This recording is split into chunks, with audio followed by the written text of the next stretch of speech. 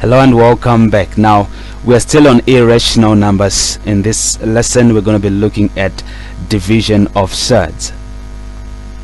Okay, so the important principle you need to recall, because we talked about it in the previous lesson, is when you have the square root of a divided by the square root of b, what you get is the square root of a over b. So this is an important principle right here. For example, let's say you have square root of 6 divided by square root of 2. This is the same as the square root of 6 divided by 2. 6 divided by 2 is 3, so we can simplify to get the square root of 3 for the answer. So this is important when we talk of division of surds and simplifying surds that are in division. Another important thing which I want you to know is what we call rationalizing the denominator, which is a very important procedure when simplifying surds that are in division. Alright, so with rationalizing the denominator, what are we trying to do? We are simply trying to make the denominator a rational number. So that's what we call rationalizing the denominator. For example, let's say we have the fraction or a division 7 over root 2, and we want to simplify this by rationalizing the denominator. You can see here that the square root of 2 is an irrational number, but we want to make it rational. Okay, if you can recall, we said that if you have a surd like the square root of a and you multiply it by the square root of a, your solution will come out as a rational number a. So if we do the same to the square root of 2, multiply it by the square root of 2, then it will become rational.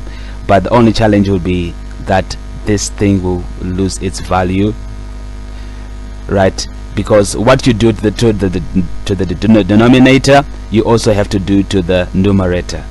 So the best thing would be for us to multiply by square root of 2 over square root of 2, so that 7 over root 2 maintains its value, since root 2 over root 2 is simply equal to 1. Alright, so 7 times root 2, we get 7 root 2. Square root of 2 times square root of 2, we get 2. And 2 is a rational number. So we now have our 7 root over root 2 expressed with the rational denominator becoming 7 root 2 over 2. So that's simply how we rationalize the denominator in that sense.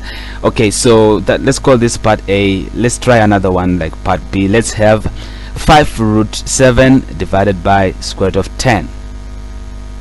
We want to make the denominator a rational number, and in this case we multiply by the square root of 10 over the square root of 10. Right, so if we multiply 5 root 7 times root 10, root 7 times root 10 gives us root 70. So what we'll be having is 5 root 70. And if we multiply the square root of 10 by the square root of 10, what we get is 10. But this can be simplified further, because I'm seeing here that we can divide 5 into the numerator and also into the denominator to simplify this. Okay, so let's just have a little bit of space. So dividing 5 into 5, we get 1, and 5 into 10 gives us 2. So that will give us square root of 10 divided by 2. This can also be written as half root 70. So this is rationalizing the denominator. If you look at our expression here, before I simplified it or expressed it another way, we of course our denominator 2 being a rational number. So that's what we call rationalizing the denominator, and this can also be written in this way. It's also correct. So that is how we rationalize the denominator. You need to be able to do that. It's a very important method when you are simplifying surds that are in division.